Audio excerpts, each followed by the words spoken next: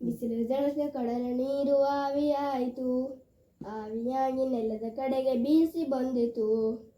ನೆಲದ ಮೇಲೆ ಗುಡ್ಡ ಬೆಟ್ಟ ಅಡ್ಡವಾಯಿತು, ತಡೆದು ನಿಂತ ಮೋಡವೆಲ್ಲ ಮೇಲಕ್ಕೇರಿತು. ಗಳಗಿಯೊಳಗೆ ಬಾನು ತುಂಬ ಮೋಡ ಕವಿಯಿತು, ಮಿಂಚು ಮಿಂಚಿ ಜಗವು ಬಳಕೆ ಗುಡುಗು ಗುಡುಗಿತು. ಮೋಡ ಮೇಲೆ ಕೇರಿದಾಗ ತಂಪು ತಗಲಿತು, ಆವಿ ತಣಿದು ಭಾರವಾಗಿ ಕುಸಿಯತೊಡಗಿತು. ಮುತ್ತಿನಂತ ಮಳೆಯ ನೀರು ಕೆಳಗೆ ಸುರಿಯಿತು, ತೆರೆಯು ತೊರೆಯು ಹಳ್ಳ ಹೊಳೆಯು ತುಂಬಿ ಹರಿಯಿತು. ಈ ಪದ್ಯವನ್ನು ಬರೆದರು ಪಳಕಳ ಸೀತಾರಾಮ್ ಭಟ್. Very good. ಪದಗಳ ಅರ್ಥ ಕೇಳೆ. ಮೇಡಮ್ ಕಡಲು ಬೇಡ, ಗೊತ್ತಿಲ್ಲ, ಇಷ್ಟೇ. ಕಡಲು ಅಂದರೆ ಸಮುದ್ರ, ಅಡ್ಡ ಅಂದರೆ ತಡೆ, ಬೆಳಗು ಅಂದರೆ ಪ್ರಕಾಶಿಸು, ಕವಿಯಿತು ಅಂದರೆ ಆವರಿಸಿತು. ಪದಗಳ ಅರ್ಥ ಇದು. ನೆಲ ಅಂದರೆ ಭೂಮಿ, ಜಗ ಅಂದರೆ ಲೋಕ, ಸುರಿ ಅಂದರೆ ಕೆಳಕ್ಕೆ ಬೀಳು ಅಂದರೆ ಮಳೆ ನೀರು ಕೆಳಗೆ ಸುರಿಯೋದು, ಧರೆಯಾಗಿ ಬೀಳೋದು, ಧಾರೆ ಬೀಳುತ್ತದಲ್ಲ ಕೆಳಗೆ ದಬ ದಬ ಅಂತ. ತಣಿದು ಅಂದರೆ ತಂಪಾಗಿ, ಮಿಂಚು ಅಂದರೆ ಗುಡುಗಿಗಿಂತ ಮುಂಚೆ ಆಕಾಶದಲ್ಲಿ ಕಂಡುಬರುವ ಬೆಳಕಿನ ಬಳ್ಳಿ. ಪಳಕ್ಕಂತ ಮಳೆ ಬರ್ಬೇಕಾದ್ರೆ ಮಿಂಚು ಬರ್ತದಲ್ಲ ಅದು. ಗಳಿಗೆ ಅಂದರೆ 24 ನಿಮಿಷಗಳ ಅವಧಿಗೆ ಒಂದು ಗಳಿಗೆ ಅಂತ ಕರೀತಾರೆ. ಅರ್ಥ ಆಯ್ತಾ? ಬಿಸಿಲು ಜಳಕ್ಕೆ ನೀರು ಏನಾಯಿತು? ಬಿಸಿಲು ಜಳಕ್ಕೆ ನೀರು ಏನಾಯಿತು? ಬಿಸಿಲು ಜಳಕ್ಕೆ ನೀರು ಆವಿಯಾಯಿತು. ಆವಿಯಾಯಿತು. ಮಳೆ ಸುರಿದಿದ್ದರಿಂದ ಏನೇನು ತುಂಬಿ ಹರಿಯಿತು? ಮಳೆ ಸುರಿಯುವುದರಿಂದ ಕೆರೆಯ ತೊರೆ ಹಳ್ಳ ಹೊಳೆಯು ತುಂಬಿ ಹರಿಯಿತು. Very good, very good. ಮೋಡ ಯಾವಾಗ ಭಾರವಾಯಿತು? ಆವಿ ತಣಿದು ಮೋಡ ಆವಿ ತಣಿದಾಗ ಭಾರವಾಯಿತು. ಮೋಡ ಮೇಲೆಕ್ಕೇರಿದಾಗ ತಂಪು ತಗಿಲಿತು, ಆವಿ ತಣಿದು ಭಾರವಾಗಿ ಖುಷಿಯ ತೊಡಗಿತು.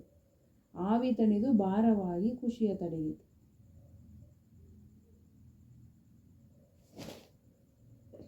ಬರ್ಸಿದಾರಲ್ಲ, ನೀನು ಓದಿಲ್ಲ.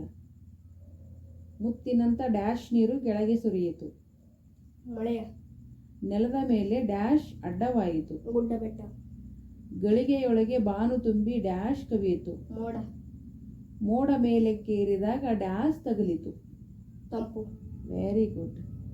ನೆಲದ ಪದ್ಯದಲ್ಲಿ ಬಿಟ್ಟಿರುವ ಸಾಲುಗಳನ್ನು ಬರೆಯಿರಿ. ನೆಲದ ಮೇಲೆ ಗುಡ್ಡ ಬೆಟ್ಟ, ನೆಲದ ಮೇಲೆ ಗುಡ್ಡ ಬೆಟ್ಟ ಅಡ್ಡವಾಯಿತು, ತಡೆನೆಂತ ಮೋಡವೆಲ್ಲ ಮೇಲಕ್ಕೇರಿತು. Very good. ಗುಂಪಿಗೆ ಸೇರದ ಪದ ಗುರುತಿಸಿ. ಕಟ್ಟೆ, ಕೆರೆ, ಸಮುದ್ರ, ಸೂರ್ಯ. ಸೂರ್ಯ. Very good. ಮಿಂಚು, ಭೂಮಿ, ಮಳೆ, ಗುಡುಗು. ಭೂಮಿ. ಭೂಮಿ ಭೂಮಿ ಬರ್ದಿದ್ದು ನೋಡಿ, ಭೂಮಿ ಮಾಡಬೇಕು, ರಾಂಗ್ ಆಗಿದೆ ಅಕ್ಷರ, ಆಯ್ತಾ? ಸರೋವರ, ಪರ್ವತ, ಬೆಟ್ಟ, ಗುಡ್ಡ. ಸರೋವರ, ಪರ್ವತ, ಬೆಟ್ಟ, ಗುಡ್ಡ ಗುಂಪಿಗೆ ಸೇರಿದ ಪದ. ಪರ್ವತ. ಸರೋವರ, ಪರ್ವತ, ಬೆಟ್ಟ, ಗುಡ್ಡ. ಪರ್ವತ ಅಂದರೆ ಅದೇ ದೊಡ್ಡದು ಬೆಟ್ಟ ಗುಡ್ಡ ಪರ್ವತ, ಹಿಮಾಲಯ ಪರ್ವತ ಅಂತ ಹೇಳ್ತೀವಿ. ಸರೋವರ, ಪರ್ವತ, ಬೆಟ್ಟ, ಗುಡ್ಡ. ಸರೋವರ. Very good. ಸರೋವರ ಅಂದರೆ ಸಮುದ್ರ, ನೀರು ಇರ್ತದೆ. ಪರ್ವತ, ಬೆಟ್ಟ, ಗುಡ್ಡ ಎಲ್ಲ ಗುಡ್ಡಗಾಡು ಪ್ರದೇಶ. ನೊಗ, ಕುಂಟೆ, ನೇಗಿಲು, ಮಂಚ. ಮಂಚ ಇವೆಲ್ಲ ನೊಗ, ಕುಂಟೆ, ನೇಗಿಲು ಇವೇನಪ್ಪ ಅಂದ್ರೆ ರೈತರು ಬಳಸ್ತಕ್ಕಂಥದ್ದು.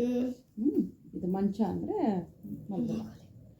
ಕೊಟ್ಟಿರುವ ಪದಗಳಿಗೆ ಸಮಾನಾರ್ಥಕ ಪದಗಳನ್ನು ಬರೆಯಿರಿ. ಕಾಡು.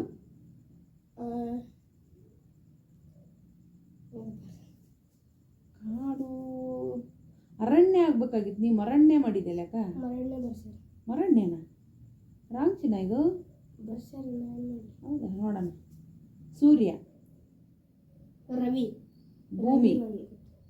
ಪೃಥ್ವಿ ರಾಂಗ್ ಬರ್ದಿದ್ದೆ, ಅಕ್ಷರ ಅಷ್ಟು ರಾಂಗ್ ಬರ್ದಿದ್ದು ನೋಡು. ಹಿಂಗ ಪೃಥ್ವಿ ರಾಂಗ್ ಆಗ್ಯದ, ಭೂಮಿ ರಾಂಗ್ ಆಗ್ಯದ. ಇಳೆ. ವಸುಧರೆ. ಇಳೆ ಅಂದ್ರು ಭೂಮಿ, ವಸುಧರೆ ಅಂದ್ರು ಭೂಮಿ. ಭಾನು, ಭಾಸ್ಕರ. ವನ, ಕಾನನ. ಕಾನನ ಅಂದ್ರೆ ಕಾಡು.